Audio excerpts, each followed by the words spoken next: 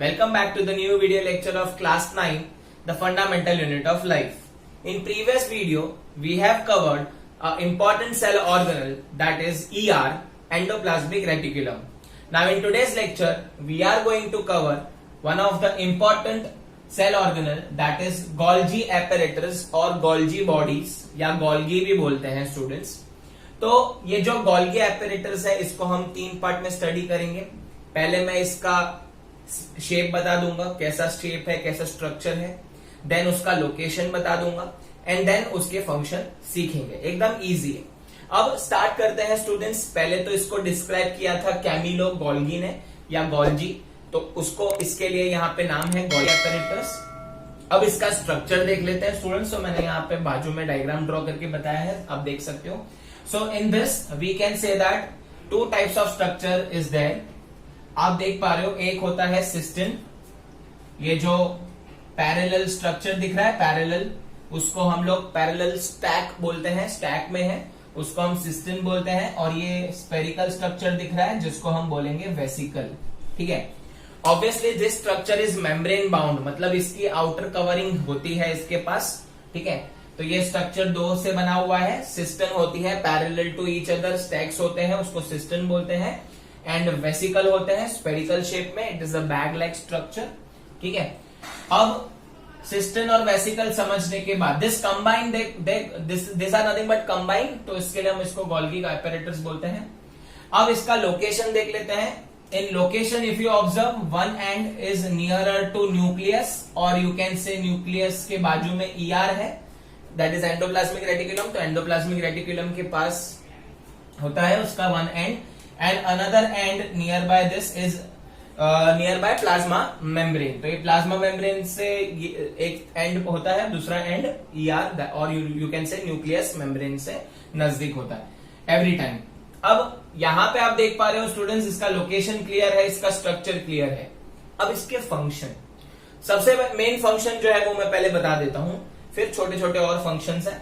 So main function क्या है students, देखो.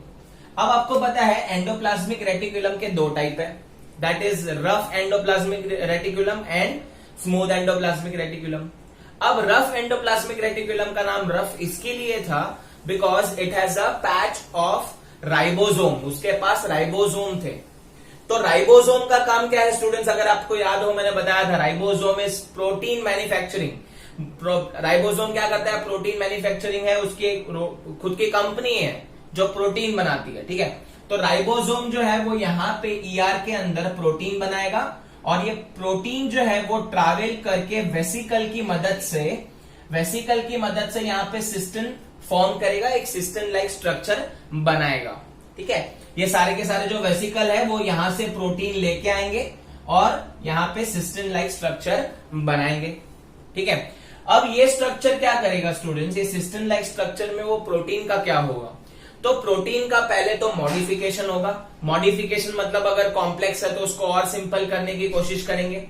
सेकेंड, उसका स्टोरेज होगा, मतलब अगर आपको स्टोर करना है फ्यूचर यूज के लिए तो वहां पे स्टोर करेंगे प्रोटीन और लिपिड्स भी हो सकते हैं, या और इंपॉर्टेंट कॉम्प्लेक्स सब्सटेंस भी हो सकते हैं. And the third and very important is packaging होगा.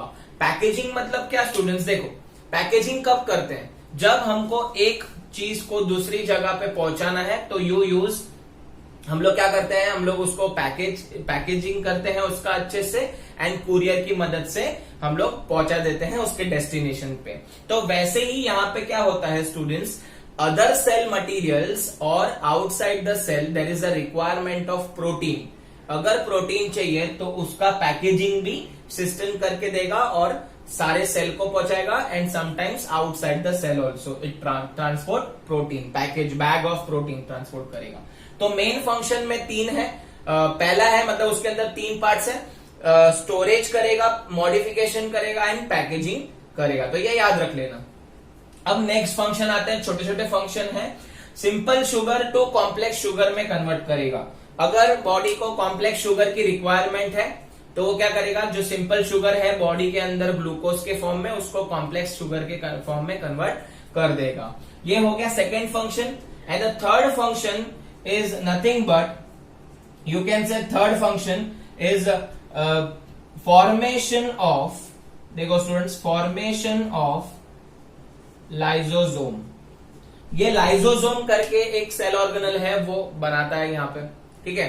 अब वो लाइसोसोम के बारे में हम डिटेल तो सीखने वाले हैं, बट आई होप आपको सारे के सारे फंक्शन क्लियर है। फिर से एक बार रिपीट कर देते हैं फंक्शंस। पहला क्या होगा स्टूडेंट्स, ईआर के फॉर्म में, सॉरी ईआर पे जो राइबोसोम्स है स्टूडेंट्स वो प्रोटीन बनाएंगे। वो प्रोटीन वेसिकल की मदद से यहाँ पे सिस्टम के थ्रू आएंगे, यहाँ पे सिस्टम के पास आएंगे एंड सिस्टम लाइक स्ट्रक्चर बनेगा। वो सिस्टम क्या करेगा स्टूडेंट्स, स्टोरेज का काम करेगा, मॉडिफिकेशन का काम करेगा एंड पैकेजिंग का काम करेगा। तो यहां से सपोज स्टूडेंट्स पैकेजिंग रेडी हो गया, तो पैकेजिंग जो है वो वेसिकल के फॉर्म में ही बाकी सब सब्सटेंस में, बाकी सब सेल ऑर्गेनल्स के पास या सेल के बाहर जाएगा, वेसिकल के फॉर्म में ही जाएगा। तो आया था भी वेसिकल के फॉर्म में, जा भी वेसिकल के फॉर्म में रहा है। खाली सिस्टम का काम क्या है, स्टोरेज करना, मॉडिफिकेशन करना और पैकेजिंग करना। सेकेंड फंक्शन देखा था सिंपल शुगर को कॉम्प्लेक्स शुगर में कन्वर्ट करना। And third, formation of lysosome. तो ये तीन फंक्शन आपको याद रखने हैं। Now what is lysosome, let us start with that. Lysosome, so lysosome जो स्ट्रक्चर है स्टूडेंट्स, पहले स्ट्रक्चर डिस्कस कर लेंगे, लोकेशन डिस्कस करेंगे एंड देन फंक्शन डिस्कस करेंगे। सो लाइसोसोम है students, it is a spherical bag like structure, sac like structure बोलते हैं, बैग लाइक स्ट्रक्चर। इसके अंदर आपको बहुत सारा लिक्विड मिलेगा। ये लिक्विड जो होगा it is nothing but digestive enzymes. तो एक बैग लाइक स्ट्रक्चर है स्टूडेंट्स, है ना, जिसके अंदर डाइजेस्टिव एंजाइम्स है। अभी आप सबने होली तो खेला ही रहेगा, तो फुग्गा मारते हैं हम लोग एक दूसरे को भर के पानी का, प्लास्टिक का, या हम लोग बोल सकते हैं बलून जो है उसके अंदर पानी डाल देंगे तो कैसा हो जाएगा। तो वैसा ही स्पेरिकल स्ट्रक्चर होता है, उसके अंदर डाइजेस्टिव एंजाइम्स होते हैं स्टूडेंट्स। ये डाइजेस्टिव एंजाइम का एक इंपॉर्टेंट रोल है, वो देख लेंगे। अब ये जो लाइसोसोम है वो कहां बनता है, अभी हम लोग ने देखा, वो कौन बनाता है, गोल्गी एपेरेटस। बट इसके अंदर डाइजेस्टिव एंजाइम कौन भरता है, तो इसके अंदर डाइजेस्टिव एंजाइम जो है वो RER भरता है, that is rough endoplasmic reticulum. तो फॉर्मेशन होगा गोल्गी एपेरेटर में, बट उसके अंदर डाइजेस्टिव एंजाइम जो है it is made by RER। तो ये याद रख लेना, देयर इज कंफ्यूजन नहीं होना चाहिए, ठीक है। अब इसका लोकेशन स्टूडेंट्स, ये फ्रीली मूविंग रहता है सेल ऑर्गेनल में, मैंने यहाँ पे बताया नहीं है बिकॉज लोकेशन कोई पूछेगा नहीं, बट स्टिल आपको याद रखना है। तो इट इज फ्रीली मूविंग रहता है लाइसोसोम्स। अब नेक्स्ट हम लोग देख लेते हैं इसका काम, इसका फंक्शन क्या है। तो students, it keeps cell clean by digesting foreign particles like food, bacteria, viruses. They are waste disposal system of a cell. तो ये बहुत इंपॉर्टेंट लाइन है स्टूडेंट्स, वेस्ट डिस्पोजल सिस्टम करता है। ये क्या करता है स्टूडेंट्स, आपके बॉडी के अंदर कोई भी फॉरेन पार्टिकल आया, फॉरेन पार्टिकल मतलब जो सेल के लिए अननोन है, जैसे कि फूड पार्टिकल है, बैक्टीरिया है, वायरसेस हैं, अगर वो बॉडी के अंदर आया तो क्या करता है स्टूडेंट्स, इसके अंदर जो डाइजेस्टिव एंजाइम होते हैं वो जो फॉरेन मटेरियल है उसको डाइजेस्ट कर देते हैं, उसको ब्रेक कर देते हैं, सिंपल, ठीक है। इसके लिए इसको क्या कहा गया है, waste disposal system of a cell, waste disposal system of a cell, ठीक है। अब इसका ये एक फंक्शन है कि भाई सेल को साफ सफाई रखना, जैसे आपके घर में जो है क्लीनिंग करने के लिए जो भी आते हैं हम लोग क्लीन करते हैं, सब क्लीन करते हैं, राइट। बिल्डिंग को भी हम लोग क्लीन रखते हैं, कंपाउंड को पूरा का पूरा क्लीन रखते हैं। वैसे ही ये जो लाइसोसोम है वो सेल को क्लीन करने का काम करते हैं, वो डाइजेस्ट कर लेते हैं, कोई भी आया उसको डाइजेस्ट कर देना, मार देना। अब नेक्स्ट अगर हम लोग देखेंगे फंक्शन, जो भी कॉम्प्लेक्स सब्सटेंस है उसको वो तोड़ के सिंपल सब्सटेंस में कन्वर्ट कर सकता है, क्योंकि इसके पास पावरफुल एंजाइम्स है, ठीक है, ताकि कॉम्प्लेक्स सब्सटेंस ब्रेक होके सेल उसको इजीली डाइजेस्ट कर सके। इसके लिए उसको सिंपल सब्सटेंस में कन्वर्ट करना जरूरी है। तो ये काम कौन करता है, लाइसोसोम। क्यों करता है, इसके पास डाइजेस्टिव एंजाइम है, नाम नहीं देखो ना, डाइजेस्टिव एंजाइम। तो क्या करेंगे, कॉम्प्लेक्स को तोड़ के सिंपल फॉर्म में कन्वर्ट करेंगे ताकि सेल उसको यूज कर पाए। अब नेक्स्ट, ये waste disposal system of a cell तो है ही, बट कभी कभी क्या होता है students, during disturbance in cell और डैमेज हो गया सेल को। सपोज अभी मैं यहाँ पे आपको एक एग्जांपल देता हूं, सपोज यहाँ पे मेरा जो वर्किंग है, यहाँ पे मेरा हाथ है, तो अगर मैं हाथ को यहाँ पे मार रहा हूं तो इस रीजन के जो भी सेल है वो डेड है, क्यों डेड हो गए? क्योंकि मैंने यहाँ पे मारा तो डैमेज हो गए। वैसे ही स्टूडेंट्स, कोई भी डिस्टर्बेंस सेल के अंदर आया या डैमेज हो गया सेल को, तो लाइसोसोम क्या करेगा? सायरन बजाएगा, है ना। और वो क्या करेगा? वो इतना एग्रेसिव हो जाएगा कि वो सारा का सारा एंजाइम जो है वो रिलीज कर देगा सेल के अंदर, एंड वो बर्स्ट हो जाएगा।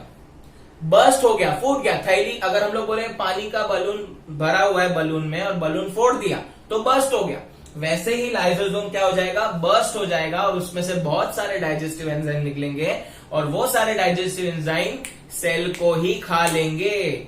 इसके लिए इसका नाम क्या है? Suicide bag of a cell, दूसरा नाम।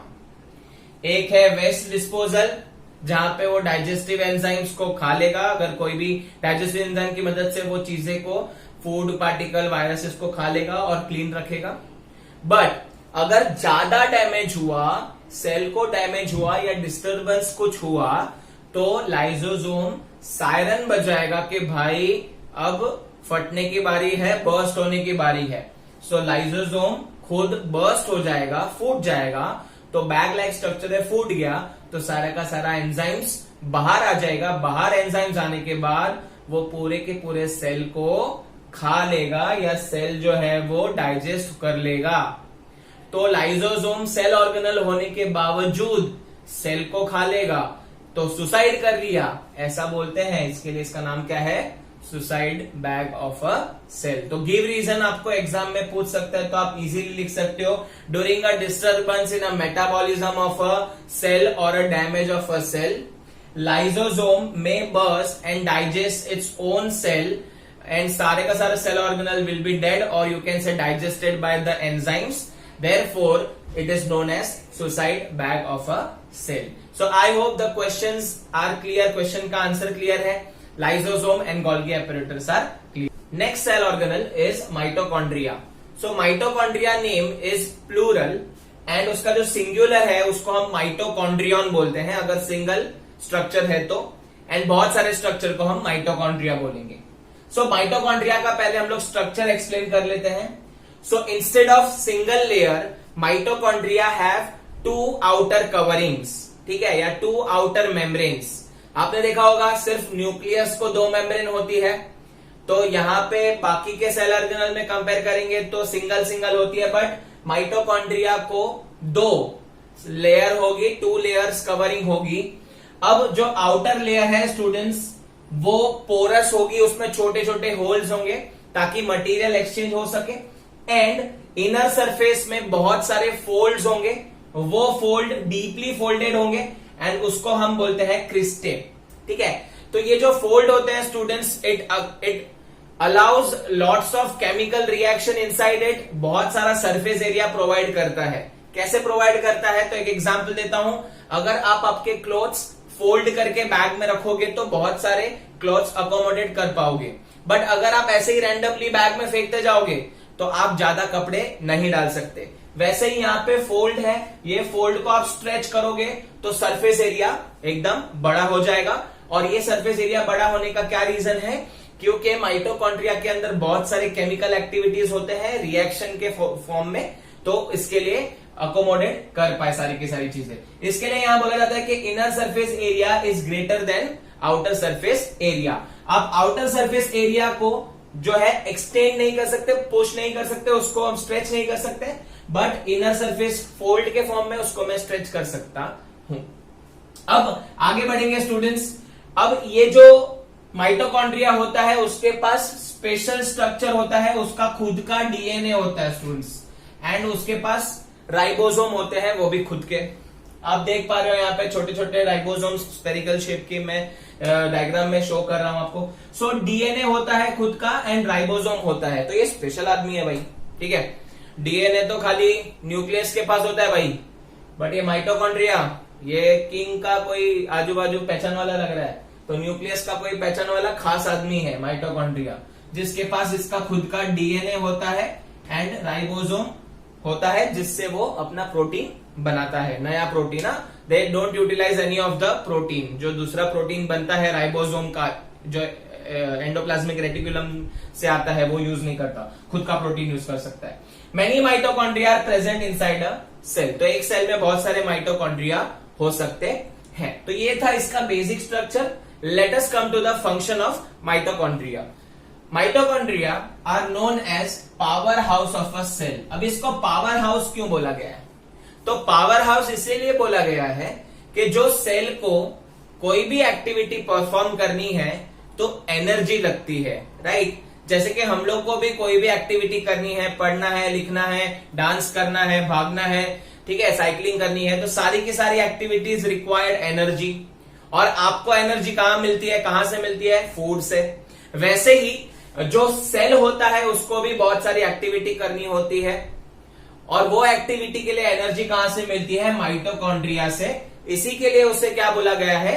Power house of a cell, because it gives a power to the cell, ठीक है। उधर पावर जनरेशन होगी और वो कौन यूटिलाइज कर पाएगा? सेल। कैसे होगी मैं आपको बता देता हूं। अब जो भी हम लोग फूड खाते हैं स्टूडेंट्स, इसमें ये एक इंपॉर्टेंट रिएक्शन होता है माइटोकॉन्ड्रिया के फोल्ड के अंदर, क्रिस्टे के अंदर। वहां पे हम जो भी फूड खाते हैं स्टूडेंट्स, जो भी ग्लूकोज के फॉर्म में कन्वर्ट होता है सिंपलेस्ट फॉर्म में, एंड उसका ऑक्सीडेशन होता है। अब ऑक्सीडेशन मतलब क्या? ये जो फूड है वो ऑक्सीजन के साथ रिएक्ट करता है। आप बोलोगे ऑक्सीजन कहां से आया? अबे हम लोग क्या करते हैं, सांस में क्या लेते हैं, रेस्पिरेशन में क्या, ब्रीदिंग के वक्त क्या करते हैं, सांस लेते हैं। सांस में क्या आता है? ऑक्सीजन। तो ये ऑक्सीजन जो है वो ग्लूकोज के साथ रिएक्ट होता है। ये रिएक्शन को ऑक्सीडेशन बोलते हैं।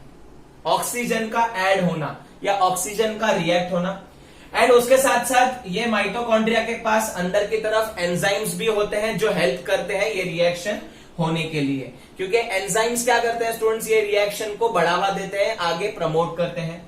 So when we eat food and when we breathe, the oxygen comes into the cell and then food reacts with oxygen.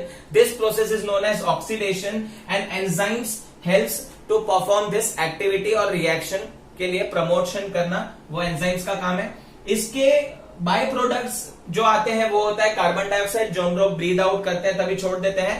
उसके साथ साथ वाटर वेपर्स होती है एंड बहुत सारी एनर्जी रिलीज होती है।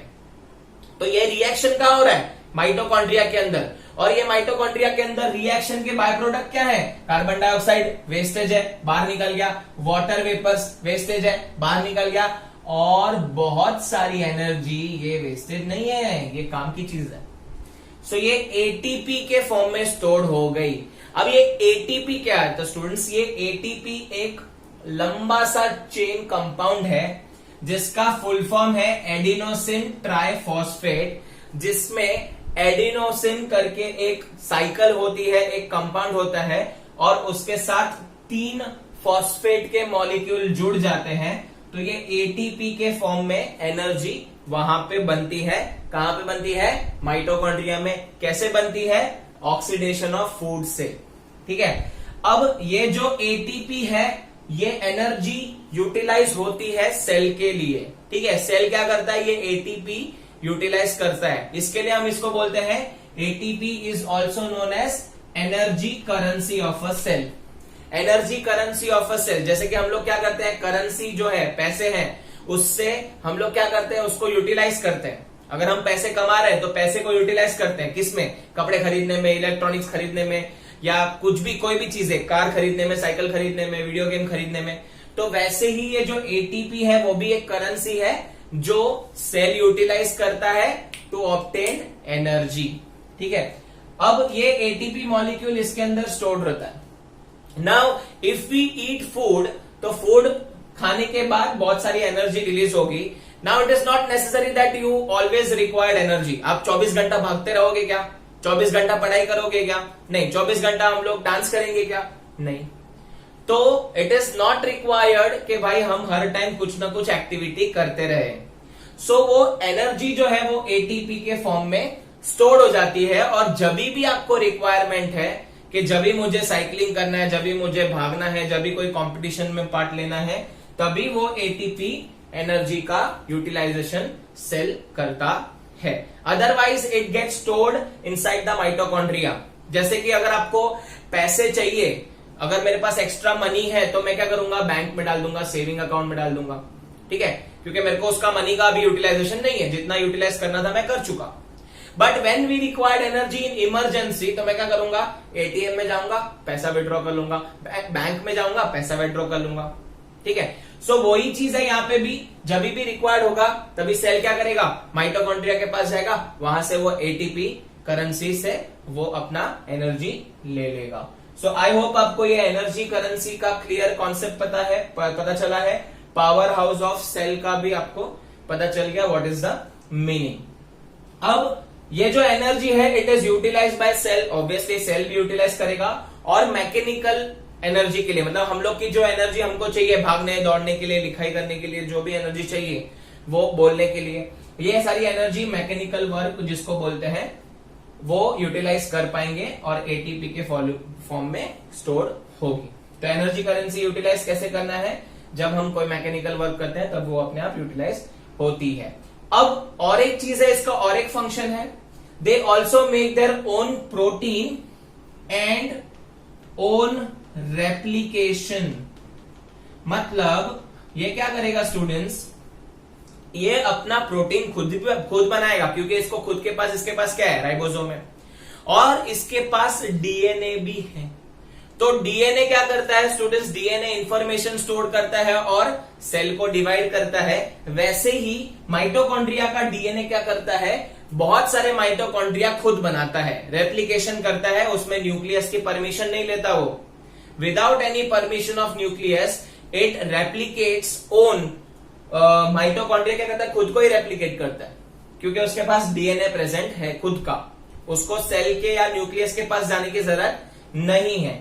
Therefore, it is very special structure in a cell organelle. So I hope आपको माइटोकॉन्ड्रिया का स्ट्रक्चर एंड माइटोकॉन्ड्रिया का फंक्शन क्लियर है। So ये लेक्चर के लिए इतना ही।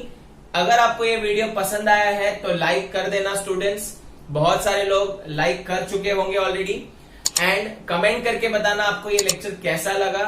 आपके फ्रेंड्स के साथ आप शेयर कर सकते हैं, एंड चैनल को सब्सक्राइब करना ना भूले। Thank you so much for watching this video, keep learning.